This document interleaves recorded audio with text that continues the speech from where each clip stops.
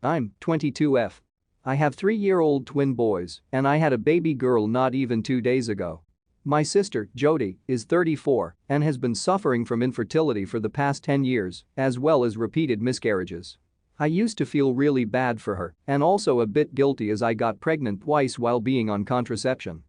It caused some tension between us when I was pregnant with my twins because she was jealous and I was already feeling intense guilt.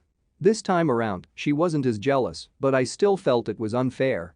As my husband and I have decided we are done having kids, I offered to be a surrogate for my sister as soon as I'm cleared after this baby, and she seemed like she was absolutely over the moon with that. In turn, she offered to watch the twins while I was in labor with my new baby, which was a relief on my part. I went into labor on Thursday morning, and Jodie came over to watch the kids while my husband and I went to the hospital. She seemed like she was in a great mood and promptly rushed us out the door. Everything seemed fine until we got home this morning to find thousands worth of destruction to pretty much every baby item we've purchased. Even the crib mattress was torn open. Everything was ruined. Jodie tried to pin it on the twins, but they are 3, and this level of destruction had to have been done by an adult. My twins can't even reach some of the stuff that was destroyed, and they certainly do not know how to open diaper packages and tear them apart. I know kids, especially toddlers, can do a lot of damage in a short time, but I also know my children aren't capable of doing what happened. I told my sister to get out of my home and stay away from me and my family. I got really angry and I said a lot of stuff I shouldn't have, but one of them was, "I hope you never have a child, and if you do then I'll tell it exactly what you've done to mine." I told her we can't afford to fix the damage she's caused, but since she still denies it, she won't cough up. I told her because of her the baby doesn't even have a safe space to sleep. My parents caught wind of what I said, and even after I explained the situation, they still think I'm being an idiot for saying something so vile to my sister after all she's done for us. Obviously, my judgment is clouded, so am I an idiot? Info. Can you tell us more about the damage and why it had to have been done by an adult? Not the idiot, by the way, even if it was the toddlers, she should have prevented them, obviously, but I'm just flabbergasted that an adult woman would do this after you offered such a generous favor. A lot of the damage was beyond what my toddlers could do. For a start, the baby monitor was taken off the wall, and to get to that my husband needed a stepladder. No chair in the world would have made them tall enough to reach. I mentioned in another comment that the entire crib was smashed and the mattress cut up. My boys can climb out of cribs, but they cannot climb in. So there's no way they could have gotten the mattress out, and if they did, there's no way it could have gotten cut up. There was also a child-proof handle on the door, and I've tested them countless times, the boys don't know how to open it yet. So unless the door was open for them, they couldn't have gotten in. A picture painted for us was framed on the wall, again, out of reach of the boys, it was smashed. And since they're barefoot 100% of the time at home, one or both would have gotten cut, and neither of them have a scratch anywhere on their body. Lastly, both boys denied it. I believe them. Not the idiot. Your sister flew into a jealous rage when faced with all the things she wants and doesn't have. Can you imagine how terrifying that was for your twins? Those poor babies. OP, you need to file a police report for the destruction of property and maybe even contact CPS. Your sister is unwell and should not be allowed to provide care to children. You didn't know, but now you do. Never let your sister anywhere near you or your children. Your sister needs mental health services, and she's not going to get them if your parents rather pass the blame to you.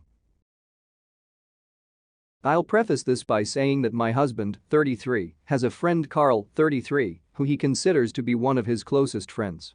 My husband sometimes calls Carl his nicotine because of how much he misses him and wants to spend time with him. They do everything together, and they're even co-workers working the same job.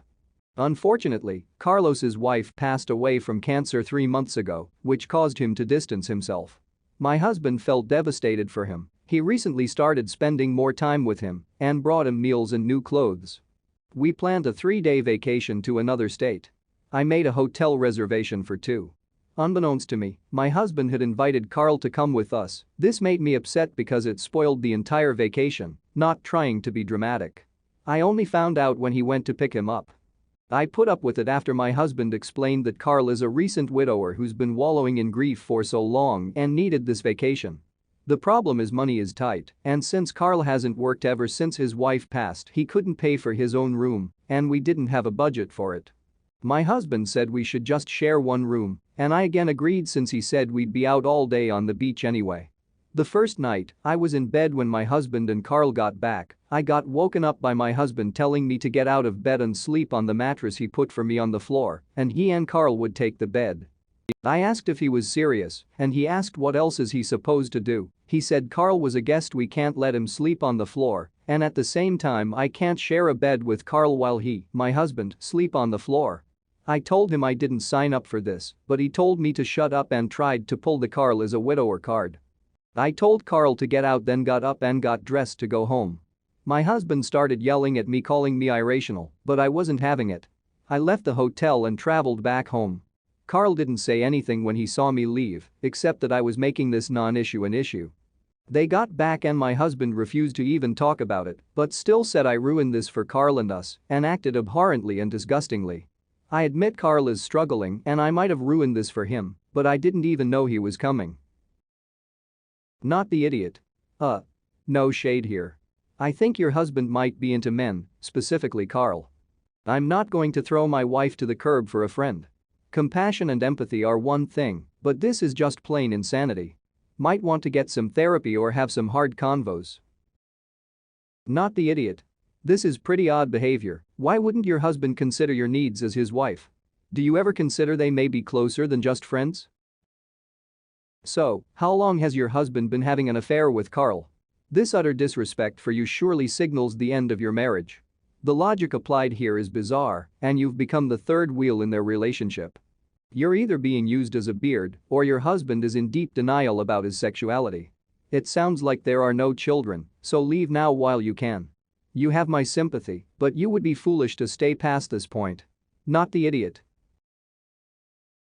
This has been causing a huge argument with my fiancé, and I have been trying to get a solution, but it's a dead end. I 43 lost my wife to a horrific auto accident. I have an 11-year-old son who was with his mom when the accident happened, which resulted in him losing a limb. It was absolutely devastating. My son never accepted that this is how his life will be. Despite therapy, he still had too many emotions that he couldn't let go of. Phantom pain made it worse. It's been over 2 years. He's been using the wheelchair, but he still can't enjoy doing activities the way he wants. Plus, this has affected the social life. He receives education at home and rarely engages in conversations with other kids. I'm currently saving to buy a house with my fiancé. She's not staying with us and wants to move in together after I buy a house. I have been saving for 3 months while trying to keep everything balanced. My fiancé and my son have a good relationship. He loves when she visits and spends time with her. I felt happy that my son was able to open up and be happy around her.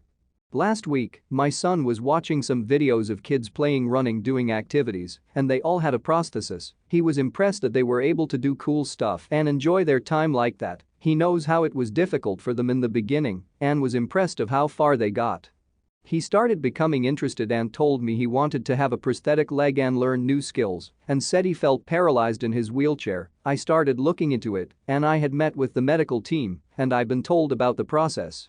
Talked to people who had been through this and decided to get a prosthetic leg that cost $16,000. I spoke with my fiancé about taking some of my savings to pay for the prosthetic leg, and her initial thought was that I should wait till after the wedding and after we get a home.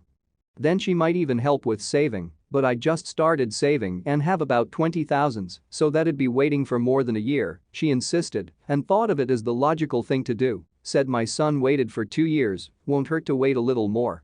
Then she got mad after I told her she didn't help with money and brought up that she pays for other stuff. She refused to discuss it and lashed out at me, saying I shouldn't disregard her feelings like that. She's still upset and is trying to convince my son to wait, and he was clearly hurt and started losing interest.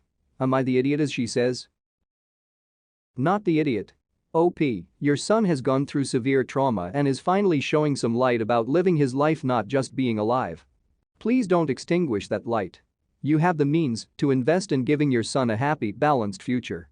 If your fiancé cannot see that she isn't in the same book as you, let alone on the same page.